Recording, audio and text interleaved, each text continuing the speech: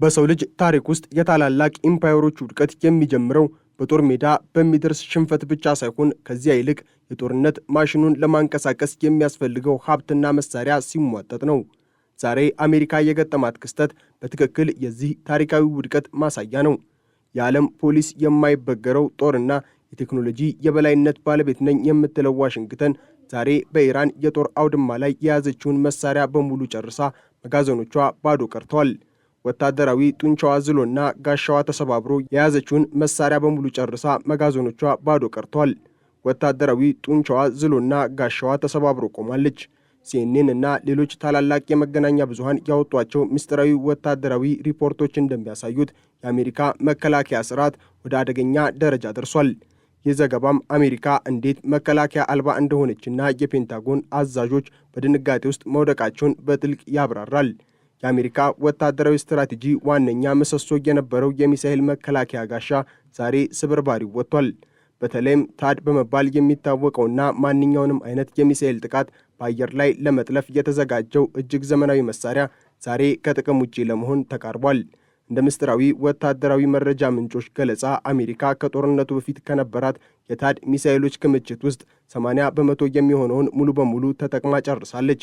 ይህ ማለት አሜሪካ ዛሬ በኢራን ወይንም በሌላ ሀያል የሚሰነዘርባትን የሚሳኤል ዝናብ ለመከላከል ያላት አቅም ከ20 በመቶ በታች ወርዷል ማለት ነው። ይህ ቁጥር በአሜሪካ ወታደራዊ ታሪክ ውስጥ ታይቶ የማይታወቅና የአገሪቱን ደህንነት እርቃኑን ያስቀረ አደገኛ ክስተት ነው።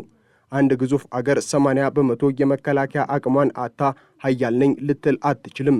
ይህ የቁጥሮች ቋንቋ የሚያሳየው አሜሪካ በኢራን ፊት ሙሉ በሙሉ ተጋላጭ መሆኗን ነው።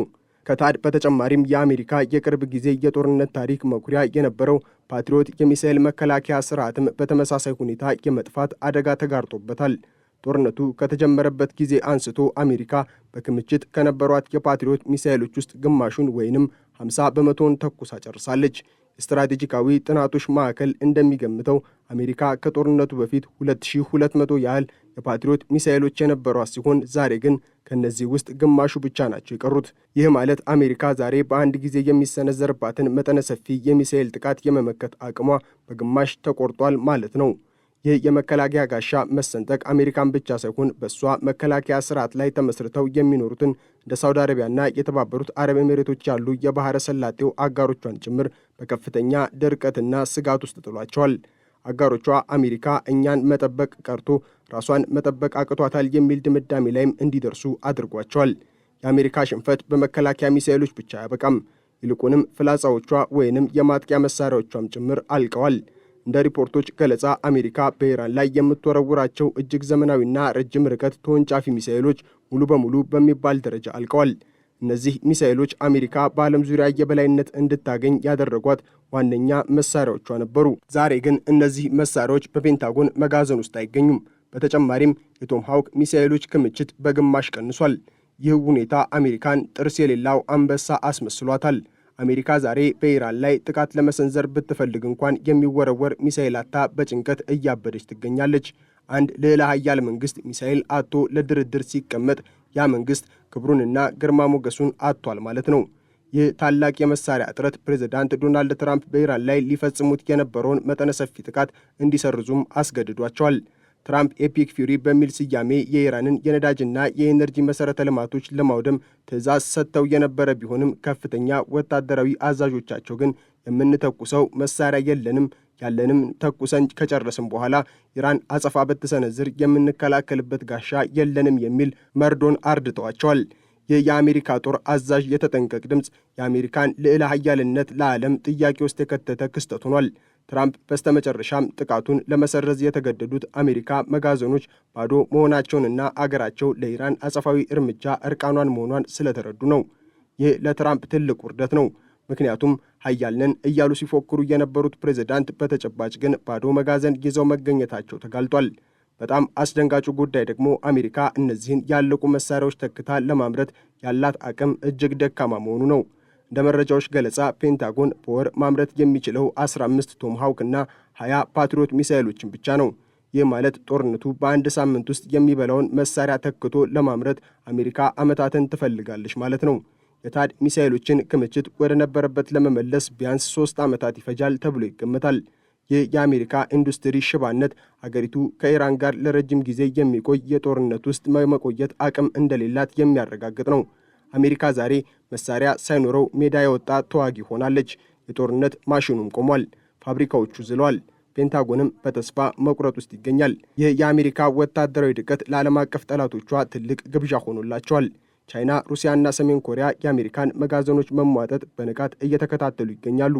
አሜሪካ በኢራን ጦርነት ሳቢያ መከላከያዎቿን በሙሉ ከጨረሰች ቻይና በታይዋን ላይ ወይንም ሩሲያ በአውሮፓ ላይ ጥቃት ቢሰነዝሩ አሜሪካ የምትመክትበት አቅም እንደማይኖራት ግልጽ ነው።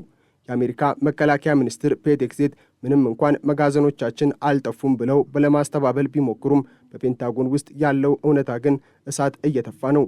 ወታደራዊ አዛዦች ክምችታችን በአደገኛ ደረጃ ቀንሷል እያሉ ሲጮሁ፣ ፖለቲከኞቹ ግን ህዝቡ እንዳይደነግጥ መሸፋፈን እየጣሩ ነው። ይህ የውሸት ፕሮፓጋንዳ ግን ባዶ መጋዘኖችን እውነት ሊቀይሩ አይችልም። የባሕረ ሰላጤው አጋር ሀገራትም በአሜሪካ ላይ የነበራቸው እምነት ተሸርሽሯል። አሜሪካ እጠብቃቸዋለሁ እያለች የሚሳኤሎቿን በሙሉ ተኩሳ ከጨረሰች እነሱ በኢራን አጸፋዊ ጥቃት ሲወድሙ አሜሪካ በዝምታ ከመመልከት ውጪ አማራጭ እንደማይኖራት ተረድተዋል። ትራምፕ ጥቃቱን እንዲሰርዙ ካደረጓቸው ምክንያቶች አንዱ እነዚህ አጋር ሀገራት መከላከያ በሌለው ሁኔታ ኢራንን አትቀስቅሱብን ብለው መማጸናቸው ነው።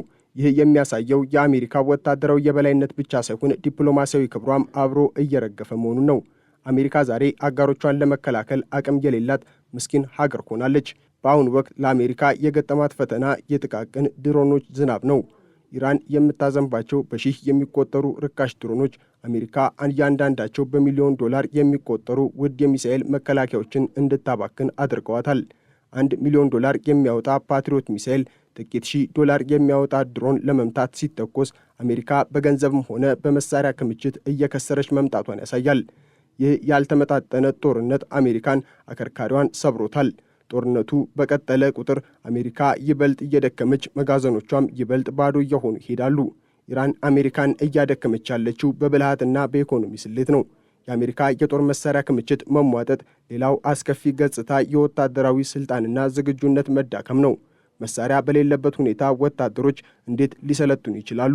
አሜሪካ ዛሬ ካላት አጠቃላይ የሚሳኤል አቅም 80% ማጣቷ ማለት አገሪቱ ለቀጣዩ ትውልድ የምታወርሰው ወታደራዊ ጥንካሬ የላትም ማለት ነው። ይህ የአንድ ትውልድ ኪሳራ ነው። ፔንታጎን ዛሬ ካለው ድክመት የተነሳ አዳዲስ ጦርነቶችን ከመክፈት ይልቅ ያሉትን ለማቆም የሚማጸንበት ደረጃ ላይ ደርሷል። ይህ ነው እንግዲህ የኃያልነት ፍጻሜ የሚባለው። የፕሬዝዳንት ትራምፕ በኢራን ላይ የሰነዘሩት የመጨረሻ ዕድል ማስጠንቀቂያ በተጨባጭ ግን የራሳቸውን ድክመት ለመሸፈን የተደረገ ሙከራ ነው። ኢራን አሜሪካ መሳሪያ እንደሌላት በሚገባ ታውቃለች። ለዚህም ነው የአሜሪካ ማስጠንቀቂያ ችላ ብላ የራሷን ስትራቴጂ የምታስፈጽመው። አሜሪካ ዛሬ በዓለም ፊት አስፈሪነቷን አታለች። አንድ ልዕለ ኃያል መንግሥት ማስፈራሪያነቱን ካጣ ያ መንግሥት ተራ ተዋናይ ሆኗል ማለት ነው። የኢራን ባለሥልጣናት በአሜሪካ ላይ እያፌዙ ያሉት አሜሪካ ባዶ መጋዘን ይዛ እንደምትፎክር ስላወቁ ነው። የአሜሪካ የመከላከያ ኢንዱስትሪም ቢሆን ከቀውሱ ሊያወጣት አልቻለም። እንደ ሎኪድ ማርቲን ያሉ ግዙፍ ኩባንያዎች መሳሪያዎችን ለማምረት የሚያስፈልጓቸውን ጥሬ ዕቃዎችና የቴክኖሎጂ ግብዓቶች ለማግኘት እየተቸገሩ ነው። ይህ የሚያሳየው የአሜሪካ የኢኮኖሚ መዋቅር ለረጅም ጊዜ በጦርነት የተዘጋጀ አለመሆኑን ነው። አሜሪካ ዛሬ በዓለም ዙሪያ ያላትን የበላይነት ለማስቀጠል የምትችለው መሳሪያ ሲኖራት ብቻ ነው። መሳሪያው ሲያልቅ ግን የበላይነቱም አብሮ ያበቃል። የሲኤንኤን ዘገባም ይህንን መራራ እውነት ለዓለም ይፋ አድርጓል። ከዚህ በተጨማሪም የአሜሪካ ሕዝብም ቢሆን ለዚህ ጦርነት ያለው ድጋፍ እየቀነሰ ነው። በቢሊዮን የሚቆጠር ዶላር የሚያወጡ ሚሳኤሎች በኢራን በረሃዎች ላይ ሲበኑ፣ በአሜሪካ ውስጥ ግን የኢኮኖሚ ቀውስና የኑሮ ውድነት እየተባባሰ ነው። ሕዝቡ ለምን መጋዘኖቻችንን እናጠፋለን የሚል ጥያቄ ማቅረብ ጀምሯል። ትራምፕ ይህንን የውስጥ ተቃውሞና የወታደራዊ አዛዦች ማስጠንቀቂያ ተቀብለው ወደ ኋላ ማፈግፈጋቸው አሜሪካ ለታላቅ ሽንፈት መዘጋጀቷን ያሳያል። የአሜሪካ መከላከያ ስርዓት የመሟጠጥ የአሜሪካ ኃያል መንግሥት ውድቀት ግልጽ ምልክት ነው።